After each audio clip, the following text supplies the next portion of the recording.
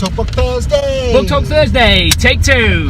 What is that you're reading? Well, Tim, I'm reading an incredible book by James Hilton, 10 Traits of Resilience, Achieving Positivity and Purpose in School Leadership. Now, Tim, there are some fantastic takeaways in here, and it's really reflective as well. And did you know something about James? Tell me. Well, I'm going to tell you, Tim. He was a head teacher in one of the biggest primary schools in the UK. The man sounds incredible. Can you see what I can see? Yes, I can, Tim. Oh my God, what are the chances? I don't know. I think that's why we moved to this area, Tim, because there's so many authors in this Lots of area. authors. Pull over, big him up!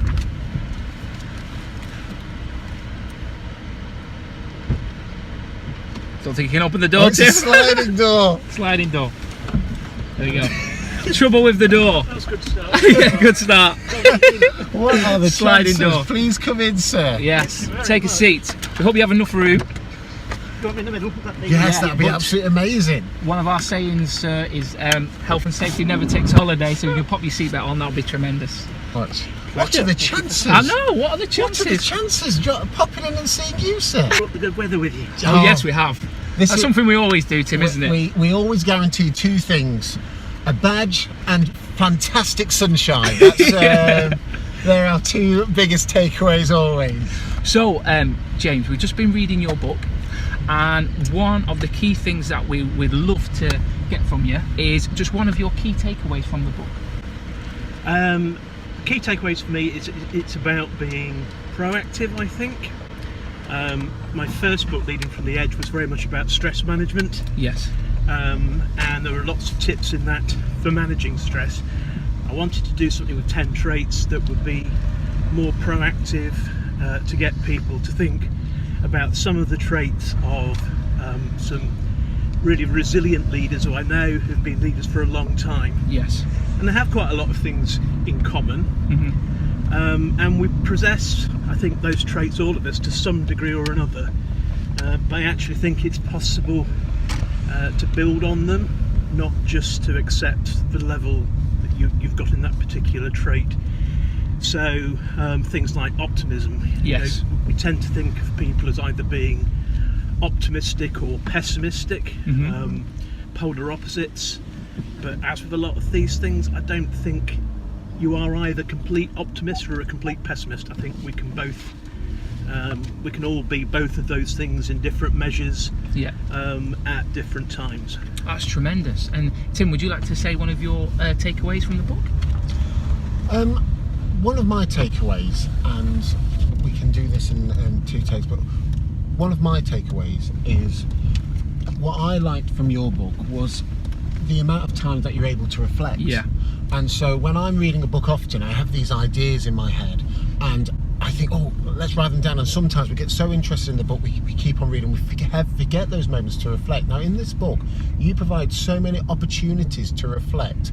Now, is that consistent in all of your work? Is it more in this book, James? No, it's consistent in both the first two, and in fact I'm writing the third one at the moment, about 2/3 of the way through that. And it's a feature then, and it's quite deliberate, partly because it bumps the word count. Yeah, yeah. But more importantly, teachers are such busy people, live life at a really hectic pace, Yeah. that we often don't have the chance to reflect. And I think it encourages people just to pause for a moment and think it through, rather than just go through onto the next chapter. Yeah. So yeah, it's quite deliberate. And one of the things that I loved was chapter 9, and something that made me really reflect is taking care of yourself and others. Now, we all come into this profession because we want to help people, we want to learn about people, we want to help them with their worries and their troubles, and I think that's the nature of being a teacher, Yeah. because that's why we teach. But one of the key things that is a fantastic analogy is when you're talking about the oxygen mask on a plane, and the instructions are, and obviously we have children, some people that have children, it says that you've got to put your own on first before you can help everybody else. And obviously within this chapter it makes you reflect and say, right, you're helping everybody else, but are you taking care of yourself? Because if you do take care of yourself and you have self-investment, you learn more, you take care of yourself more, the end result is you can help more people. And Yeah. I think that was, for me, that was my biggest reflection out of all traits, and that's something that I will take away, and something that I really loved. I mean, it comes out of personal experience. I mean, I was a senior leader for quite a long time. I was a head for 15 years, latterly of a very large and expanding primary school. But there was a period in 2006, 2007 particularly, when I wasn't taking care of myself. Yeah. And ultimately, you know, back pain went into migraines, went into panic attacks, and then ended off work for 6 months. And being off work for 6 months, I couldn't help anybody really. So it really does pay to invest in yourself, because much as we say that staff are the school's greatest resource, you yourself are your greatest resource, and we have to take care of ourselves. We're very good at taking care of other people, Yeah. but not always so kind to ourselves, I think. Okay. Brilliant. Would you like to add anything to? At the start of the book, the way that you visualize resilience and Oh, the the blue. way that you visualize it and you break it down, I found so beneficial. And what I've done in my office is I've represented, I'll send you Yeah, a picture of it.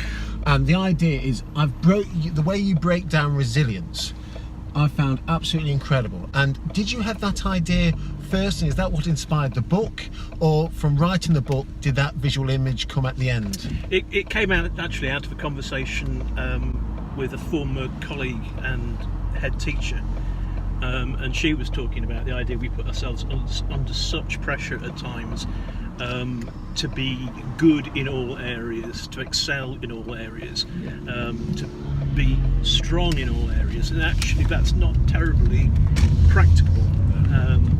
So you do actually have to accept sometimes that you may not feel so strong in some of these traits than you might in others. Yeah.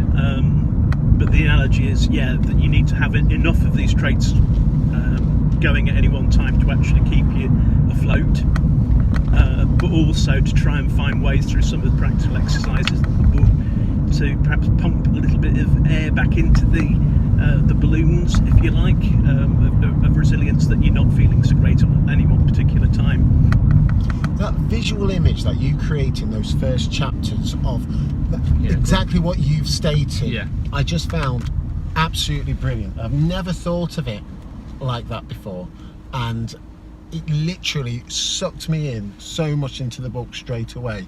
And as I said, in my own office I have a representation of how to break that down, because each of those sections are just as important as everything else. Yeah, and when you see a picture, you give you a giggle, because I was thinking, what is this, Tim? And when he explained it, I thought, oh yeah, I get where you're coming from now, Tim. Yeah. I was worried that the analogy might appear a bit contrived, and in one of the reviews of the book, the reviewer said at the beginning, he thought, actually, I think I'm going to find this quite annoying.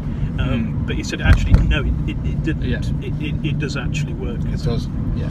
It's visually, it's just so important, and because you've given the people that read your book the opportunity to reflect as well, it becomes such a personal document. Yeah. And I thoroughly enjoyed it, James. Great.